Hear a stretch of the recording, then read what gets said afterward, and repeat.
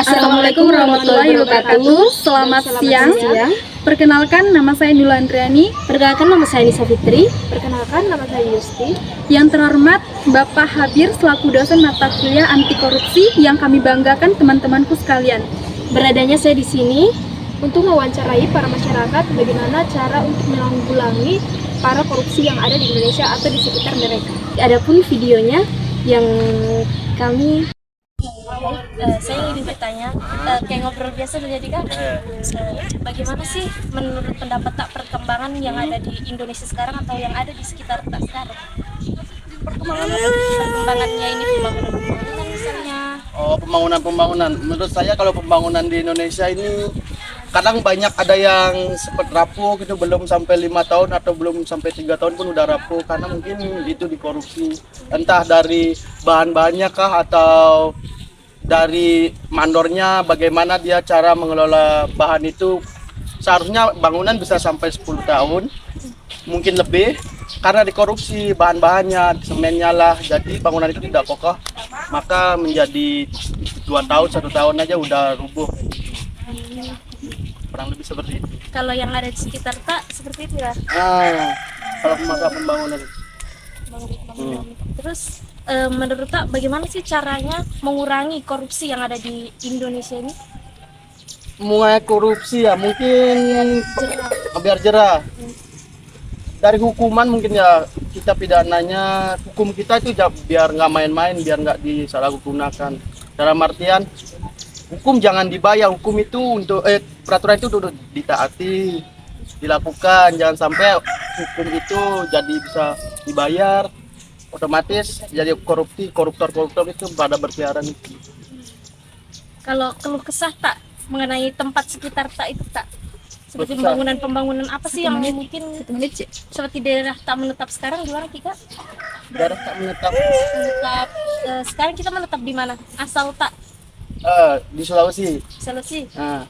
Apa sih keluh kesah di daerah tak, di kampung tak mungkin atau di mana? Di kampung saya itu, saya dari Bali. Kalau di Bali itu sekarang udah sedikit sih korupsinya, tapi masih ada aja yang korupsi.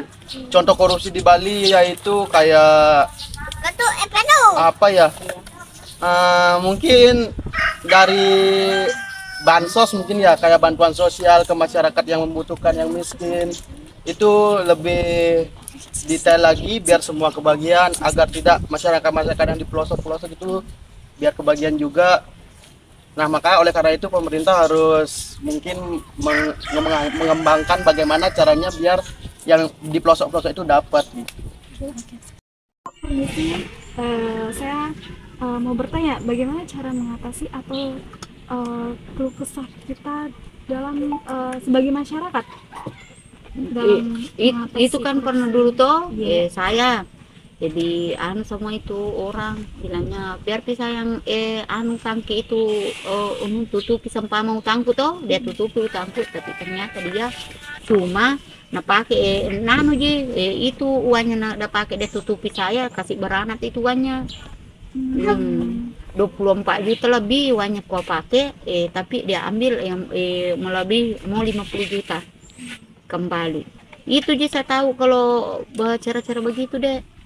Kalau lain-lainnya saya tidak mengerti tuh, karena yang pernah kesan ku jalani bilang pernah dikasih bagian sama orang tuh, biasanya kita pinjam sama orang tapi tidak ditahu bilangnya begini nanti resikonya. Cuma itu jadi tahu bilangnya kita pinjam uang kasih beranak orang dalam per bulannya sekian, tapi tidak ditahu bilangnya nanti nih di belakangnya bilang berapa anaknya tuh, ujung-ujungnya nanti tak banyak nanti. Begitu aja saya tahu. Kalau masalah kesan lain-lainnya tidak aku tahu. Masalah kita ini bisa aku tahu. Berarti itu kayak kurangnya kesadaran secara individu ya?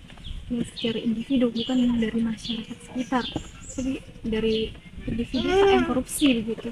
Dengan pernah Korupsinya orang di sini tidak tentara. iya Iya begitu kok. tidak tentara, jadi kita tidak tahu. Nah, di sini baru kalau di kantor desa memang kan banyak korupsi, tapi ya bakuan kalau kita tidak diurus, kita tidak bisa soalnya masyarakat biasa. Iya. tidak mengerti. Apa yang terjadi ikuti saja. Iya. karena kita juga mungkin gara-gara kurang pendidikan mungkin ya Bu. Terima kasih Bu. Di sini saya mau bertanya, menurut Bapak di Indonesia ini kan pastinya sudah menjadi budidaya ya korupsi. Nah, menurut Bapak bagaimana caranya menangani kasus korupsi tersebut? Mengenai kasus korupsi, Iya, menangani. karena biasa itu dana dari pusat itu biasa disalahgunakan di desa-desa ke daerah ke camat kah, akhirnya tidak sampai di masyarakat. Iya, dan menurut Bapak bagaimana caranya supaya hal tersebut tidak berlangsung lama? Supaya yang melakukan yang supaya ditangkap itu yang kan korupsi itu, Iya, itu seperti tindak pidana ya Pak. pidana, supaya tidak Gerah. untuk di masyarakat. Bagaimana Pak? Supaya menyadarkan. Iya, Ya, begitu. menyadarkan dana-dana yang dari pusat dari daerah. Iya Pak. Oke, terima kasih Pak. Iya, sama-sama. Tapi Dika, mengganggu kami dari mahasiswa Batara Guru. Perkenalkan nama saya Nisa Fitri. Perkenalkan nama saya Dilan Reni. Ya, di sini saya ingin bertanya sama kakak, bagaimana sih cara menangani agar orang tidak melakukan korupsi? Kalau menurut saya, Ya, dari kak. kalau menurut saya pribadi mungkin kayak sistemnya yang lebih ditingkatkan, terus pengawasannya yang lebih ditingkatkan juga, maksudnya SDM-nya juga yang perlu diseleksi baik-baik. Gitu. Dan bagaimana sih kak biar para koruptor ini tuh jerah gitu, biar tidak diulangi lagi Perbuatannya, Tindakannya. Oh, atau ada orang yang nanti bakal mengikutinya lagi toh? mungkin hukum atau undang-undang tentang korupsi itu bisa lebih dikasih efek jerah atau yang lebih seperti ada mungkin kayak hukuman secara fisik atau sosial yang misalnya lebih bisa memberikan efek jerah kepada para koruptor itu. Oke. tapi harus disesuaikan dengan itu ya Pak. Apa yang? Apa tindakan yang dilakukan? Ah, betul. Seperti hukuman mati kan, Mm-mm. dengan apa penyitaan aset-aset bisa jadi itu kak. Bisa ya. Ya itu saja deh. Terima Terima kasih kasih, Dika.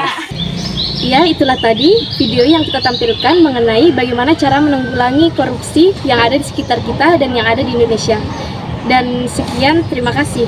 Wassalamualaikum warahmatullahi wabarakatuh.